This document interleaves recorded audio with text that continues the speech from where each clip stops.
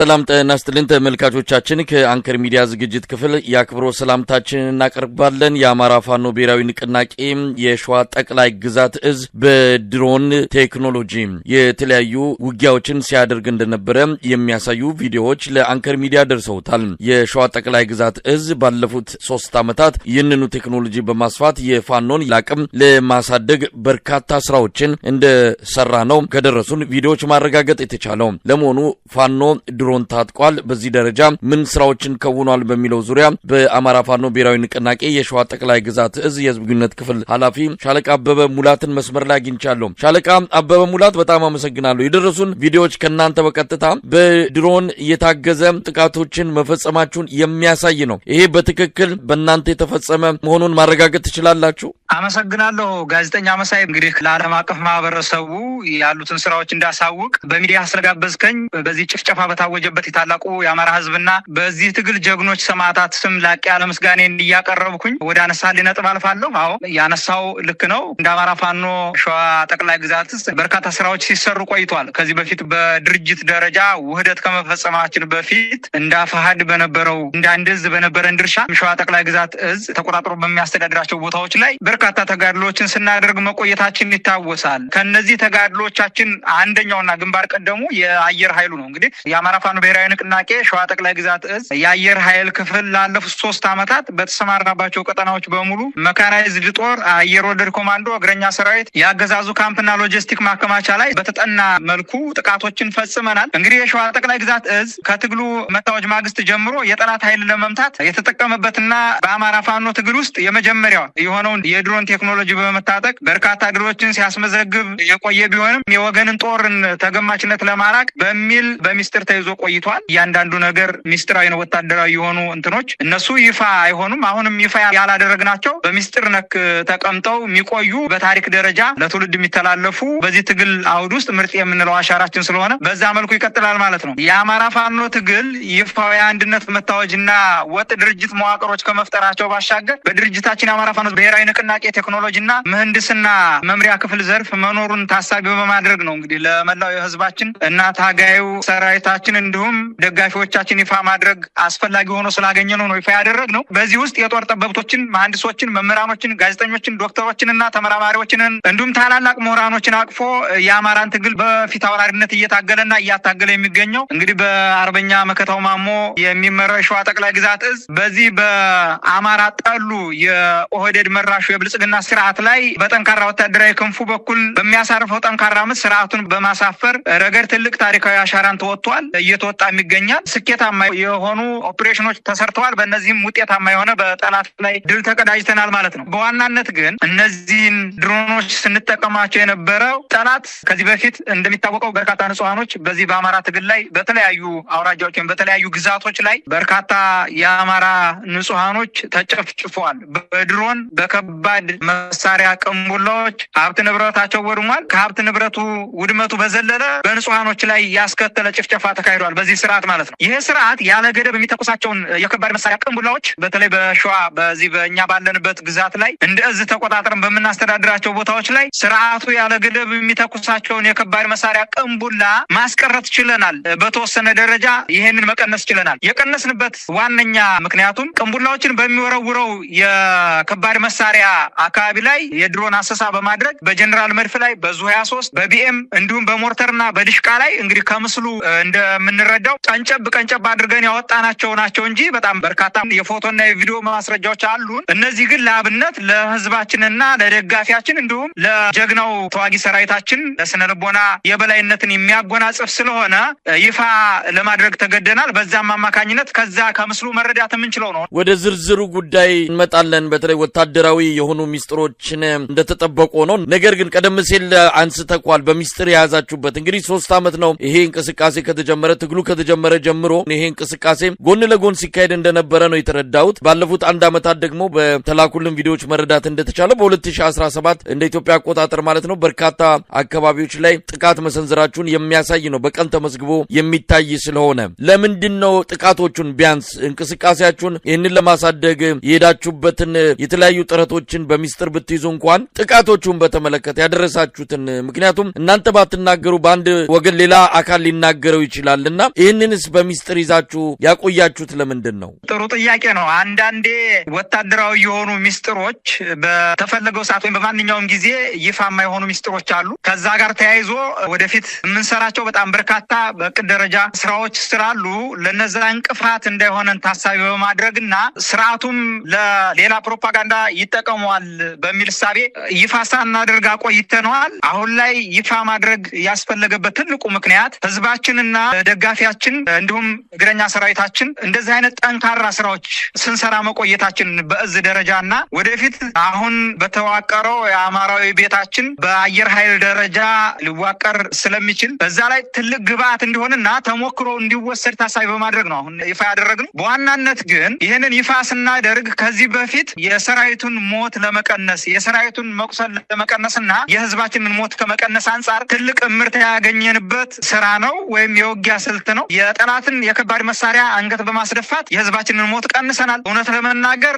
ስርዓቱ ወይም አገዛዙ አለኝ የሚለው ጠንካራ ኤሊት ፎርስ ሸዋ ላይ ነው ተሰማርቶ በዚህ 3 ዓመታቶች ውስጥ ጭፍጨፋ ሲያደርግ የቆየው። ይህንን የጠላትን ኤሊት ፎርስ በንጹሃን ላይ ያለውን ጥቃት ከመመከት አኳያ ትልቅ ስራ የተሰራበትና አመርቂ ውጤት ያመጣንበት እንደሆነ በዚሁ ጠቆም ማድረግ እፈልጋለሁ። ሀብት ንብረት ከማውደም በዘለለ በንጹሃኖችን ላይ ጭምር አሰቃቂና ዘግናኝ የሆነ ጭፍጨፋ ማድረግ እንዳለባቸው ከበላይ አዛዦቻቸው ትዕዛዝ እንደሚወርድላቸውም ጭምር በአንድም በሌላ መልኩ ከምርኮኞች ያገኘነው መረጃ እንዳለ ሆኖ ይህንን ከመቀነስ አንጻር ከባድ መሳሪያ ሽፋን እየሰጠው ይሄ ኤሊት ፎርስ እግረኛ ኮማንዶ ወደፊት ሲገባ በዚህ በከባድ መሳሪያ ሽፋን እየተሰጠው ነው። ከባድ መሳሪያውን አንገት ስናስደፋው ግን ኤሊት ፎርሱ እየዘለለ ሲመጣ ለኛ የአፈሙዝ ኢላማ ከመሆንም ባሻገር ለምርኮም ተዳርጓል። ወደፊትም እነዚህ አካሄዶች ተጠናክረው እንደሚቀጥሉና በተሞክሮ ደረጃ ለሌሎች ተዛምተው ወይም ሌሎች ወስደውት እንደ ድርጅት የምንቀጥልበት ይሆናል። ይሄ የድሮን ቴክኖሎጂ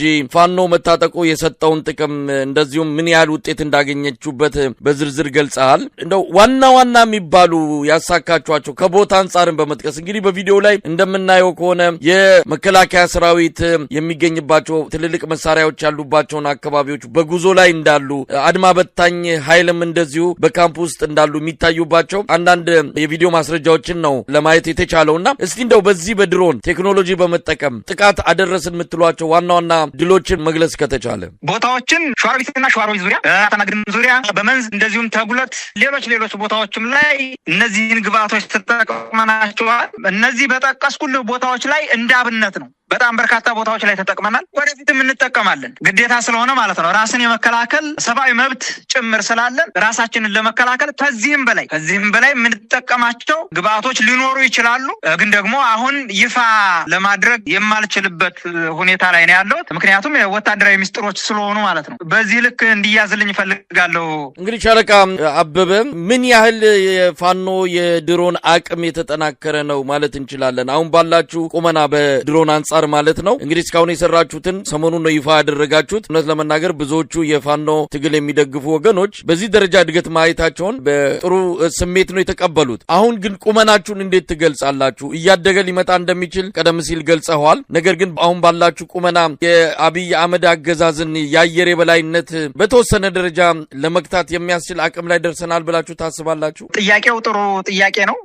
ግን ደግሞ ይህንን ጥያቄ ሙሉን ማብራሪያ ለመስጠት ማልችልበት ሁኔታ ላይ ነው ያለሁት። አቅማችን እየተጠናከረ ሄዷል።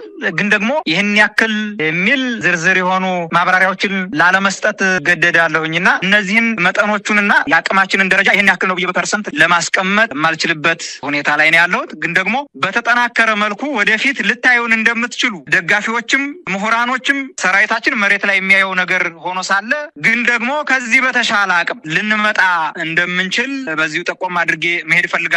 ዝርዝሩን ለጊዜው ለማብራራት አልችልም። መሳይ እንግዲህ አንዳንድ የስርዓቱ ደጋፊዎች ድሮን በመጠቀም ያደረሳችሁትን አንዳንድ ጥቃቶችን በተመለከተ ተራ ነገር እንደሆነ አድርገው ሊያሳዩ ሞክሯል። አንዳንድ ደጋፊዎችም የትግሉ ደጋፊዎችም ጭምር ለማመን ሲከብዳቸውና ይሄ ነገር ምናልባት በዘመኑ የአርቲፊሻል ቴክኖሎጂ የተቀናበረ ሊሆን ይችላል በሚልም የመረጃውን ትክክለኝነት ህዝቡ እንዲጠራጠረው እንደዚሁ የተለያዩ ነገሮችን መረጃዎችን ሲያስተላልፉ ነበረ። ከዚህ አንጻር ምን ማለት ይቻላል? በግራ በቀኝም መረጃውን ለማጣጣልም ሆነ እንደው ላለመቀበል የሚፈልጉ ወገኖች እንዳሉ እየተረዳን ነውና ይሄም የቴክኖሎጂ የኤአይ ቴክኖሎጂ አርቲፊሻል ኢንተለጀንስ ሰውን እውነተኛው ነገር እንኳን እንዲጠራጠሩ ያደርጋልና ከዚህ አንፃር እንደው ምን ማለት ይቻላል ሻለቃ አበበ? ይሄ ታምር መስሎ ለታያቸው ከዚህም በላይ ሳይንቲስቶቻችን በተለይ የአየር ኃይል ውስጥ ሳይንቲስቶቻችን ታገዛዙ በእውቀት ልህቀት ደረጃ አለኝ ከሚላቸው ምሁራኖች ያልተናነሰ አቅም ያላቸው ምሁራኖች አሉ። እጃችን ላይ እንደ ድርጅትም እንደ ሀገርም ሊያኮራ የሚችል አቅም ያላቸው ሰዎች አሉ። ይሄንን አድርገን ሞክረን ውጤት ያመጣንበትን ነገር ነው ለህዝቡ ለደጋፊያችን ለሰራዊታችን ይፋ የምናደርገው እና ይሄንን አድርገነዋል። በልበ ሙሉነት የውጭው ማህበረሰብ መቀበል አለበት ብዬ ነው የማስበው። ከዚህ በላይ እንድንሰራ ሊያበረታቱን ይገባል የሚል መልእክት ነው ማስተላለፍ እንፈልገው። ምናልባት የሚያጣጥሉ አካላቶችን አይቻለሁ በአንድም በሌላ መልኩ እነዚህ የሚያጣጥሉት ኤአይ ነው ምናምን እያሉ በአንድም በሌላ መልኩ የተለያየ ታርጋ ለመለጠፍና የስራችንን ልህቀት ለማጣጣል እንዲሁም ምን ያክል ብቁ እንደሆንን መሬት ላይ የተዳሰሰ የተጨበጠ ስራ እንደሆነ ላለማመንና በተለይ ይህንን ትግል የሚደግፉ ምሁራኖች ደጋፊው አካል እንዲወዛገብ ለማድረግ የተሄደበት መንገድና ይሄ ደግሞ ያገዛዙ ስሪት ነው። ዋሸት ማጣጣል፣ የውሸት ፕሮፓጋንዳ ያገዛዙ ስሪቱ እንደሆነ መሰረቱ እንደሆነ ይታወቃል። ይህንን ደግሞ የዓለም አቀፍ ማህበረሰብ ደጋፊያችን ጠንቅቆ ያውቀዋል። የማያውቁት ነገር አይደለም። ይሄ ወደፊትም ይቀጥላል። የሐሰት ፕሮፓጋንዳ ምናልባት በአገዛዙ በኩል ቅጥረኛ ሎቢስቶቹ በአንድም በሌላ መልኩ ሲያጣጥሉን የማይቻለው ይሄ ከዚህ በፊት አይተውታል። ምን ያክል ሲሽቆጠቆጡ እንደነበረ ምን ያክል እንደሚሸማቀቁና እኛ ተቆጣጥረን ወደምናስተዳድረው ቀጠና መግባት ምን ያክል ሲኦል እንደሆነባቸው የሚያውቁ ካቢኔዎችና አገልጋይ ካቢኔዎች ዙሪያ ያሉ የፕሮፓጋንዳ የቀጠሯቸው ማለት ነው። እነሱ የሚያጣጥሉበት ትልቁ ምክንያት ተገርፈዋል። የተገረፈ ሰው ደግሞ ብዙ ያወራልና ይሄንን ሜዲያው ላይ ወርዶ ማየት ነው። አይተውታል። ከዚህ በፊትም ምን ያክል እግሬ አውጭኝ እያለ እንደሚፈረጥጥ እኛ በተቆጣጠርናቸው ቀጠናዎች ላይ እንደ ልብ በመኪና እንኳን የሚንቀሳቀሱበት ስላልሆነ የዞኑን ብልጽግና ጽህፈት ቤት ኃላፊ አቶ ኤልያስን ጨምሮና ሌሎችም የስርዓቱ አገልጋይ የዞን አመራሮች ጭምር እኛ ተቆጣጠረን በምናስተዳድራቸው ቦታዎች ላይ ሲንቀሳቀሱ በመኪና እንደልባቸው አይንቀሳቀሱም። ለምን? ይሄ አቅማችን እየጎለበተ መጥቶ ከዚህ በፊት በተደጋጋሚ አደጋ ጥሎ በጦር መኮንኖች ላይ ጭምር በስርዓቱ ወታደራዊ ካምፕ ላይ ጭምር በስርዓቱ ዴፖ ሎጂስቲኮች ላይ ጭምር ጥቃት እንደፈጸምን ጠንቅቀው ያውቃሉ። ሎቢስቶቻቸው፣ ጋዜጠኞቹ፣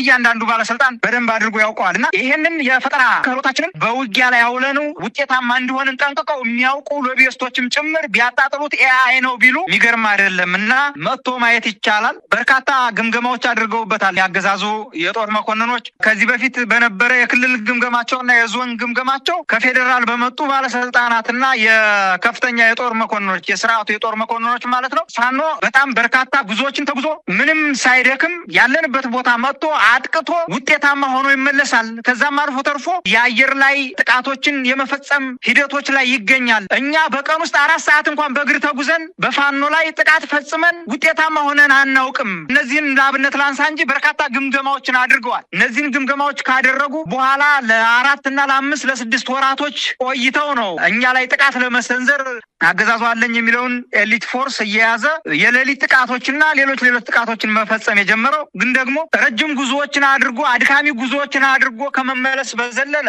ያመጣው ለውጥ የለም እና አንዱ ግምገማቸው ይሄ ነው። አንደኛው ግምገማቸው ደግሞ የአየር ኃይል ጥቃቶችን እየተጠቀሙ ነው።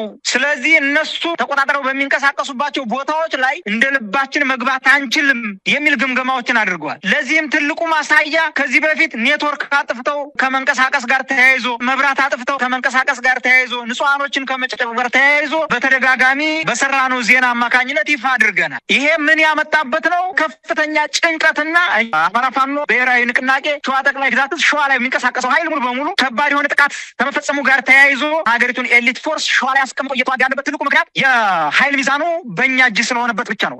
አሁንም ቢሆን በርካታ ቦታዎችን ተቆጣጥረን ስናስተዳድር ጠላት ወደኛ ቀጠና ለመግባት በከባድ ጭንቀት በከባድ ሲቃይ የተለያዩ ቦታዎችን መጠቆም ይቻላል። ክፍለ ጦሮች ተቆጣጥረው ወይም ኮሩ ሁለቱም ኮሮች ተቆጣጥረው በሚያስተዳድሯቸው ቦታዎች ላይ ጠላት እንደ ልቡ ዘሎ የማይገባበት የእግር እሳት የሆነበት በአፋብን ሸዋ ጠቅላይ ግዛት እዝ በኩል ጠንካራ ኃይል አለ። ይህንን ኃይል ማጥፋት ህልም ሆኖበት ቀርቷል። አጥፍተናቸዋል፣ ደምስሰናቸዋል ሲሉ ከዚህ በፊት በአንድም በሌላ መልኩ በየመድረኩ ሲደሰኩሩ እንሰማለን። እንኳንም ሊያጠፉን ግን ደግሞ እስከ አየር ኃይል ድረስ ታጥቀን ብቅ ብለናል። ወደፊት ውጤቱን በጋራ የምናየው ይሆናል። ሻለቃ አበበም አማራ ፋኖ ብሔራዊ ንቅናቄ ሸዋ ጠቅላይ ግዛት እዝ አየር ኃይል በሚል ነው የገለጻችሁት። እንግዲህ የድሮን ቴክኖሎጂ ነው አሁን ባላችሁ ሁኔታ እየተጠቀማችሁ ወደ ተግባር ወደ ስራ የገባችሁት። እንደው አየር ኃይል ነው ብሎ ለመግለጽ ይቻላል ወይ? አየር ኃይል እንግዲህ በጣም ሰፊ ተቋም ነው። ወደፊት ሊሆን የሚችለውን ፍላጎታችሁን እቅዳችሁን ነው ወይስ አሁን የድሮን ቴክኖሎጂ መጠቀምን ብቻ አየር ኃይል